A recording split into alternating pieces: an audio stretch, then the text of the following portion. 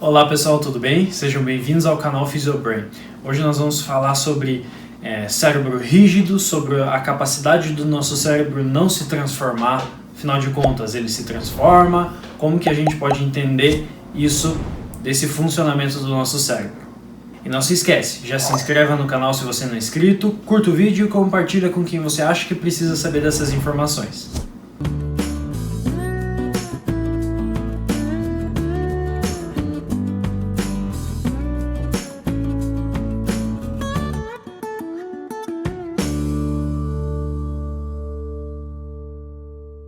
Então, pessoal, nós sabemos hoje, se fala muito sobre a transformação cerebral, sobre as adaptações cerebrais, neuronais, celulares que o nosso corpo passa, e especialmente o nosso cérebro. Se sabe que o nosso cérebro é uma estrutura plástica, mas nem sempre foi assim, nem sempre a ciência, a medicina, a área da saúde como um todo, tinha essas informações disponíveis, tá?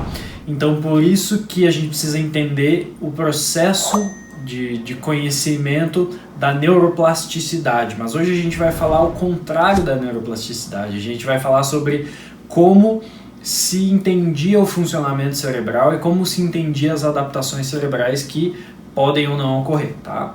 A partir dali a pessoa teria apenas o declínio cognitivo lá da terceira idade, lá na vida idosa, e não poderia se expandir capacidade, se incrementar habilidades, aumentar o QI, digamos assim, E por isso, por muito tempo se acreditou nesse tipo de ideia, nesse tipo de teoria, tá? O cérebro como uma estrutura rígida e fixa e que quando ocorresse modificações, um acidente vascular, um traumatismo, alguma coisa, essas modificações não poderiam ser revertidas ou compensadas, tá? Então acreditava-se que o cérebro ele era rígido, fixo e que as alterações elas eram permanentes e não haveria a possibilidade de se modificar isso.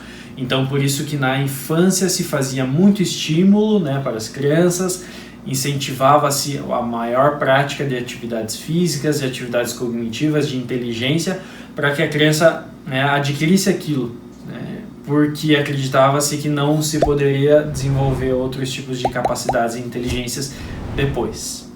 E esse tipo de pensamento, esse tipo de teoria, ele baseava-se então em três origens principais desse tipo de pensamento. A primeira delas é que esses pacientes com alterações cognitivas, alterações cerebrais, com modificações, quando se sofreu um acidente, por exemplo, um derrame, na maioria das vezes essas pessoas não se recuperavam plenamente. Então acreditava-se que ela recuperava em partes a sua movimentação, recuperava em parte o movimento, mas que a melhora era no segmento, era no braço, era na perna, era na mão, e que não o cérebro que se reestruturava e se modificava. Então perceba que a modificação que se acreditava ela era estrutural. Tá? No braço, na perna, e não no cérebro. A segunda possibilidade de explicação para esse tipo de ideia era que não se encontrava estruturas, tecnologias, exames que pudessem identificar essas modificações em pessoas, em organismos vivos. Então não se tinha o recurso suficiente para verificar essas alterações em vivo, digamos assim. Então não se acreditava nessas modificações porque não era possível comprovar essas modificações a nível cerebral.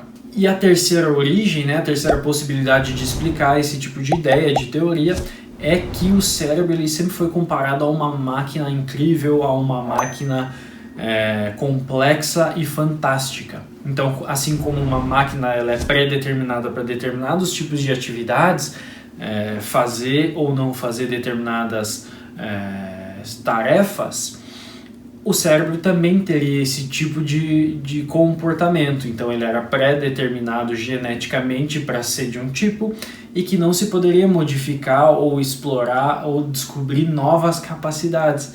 Então, por muito tempo se acreditou nesse tipo de teoria, mas hoje a gente sabe que o nosso cérebro ele é plástico, ele se transforma ao longo da vida. Tudo bem? Gostou dessas informações? Acho que é interessante a gente saber do processo para que nós possamos entender mais sobre a neuroplasticidade como um todo. Se você gostou do vídeo, curte, compartilha com seus colegas, com quem você acha que precisa saber dessas informações. Um abraço e nos vemos nos próximos vídeos.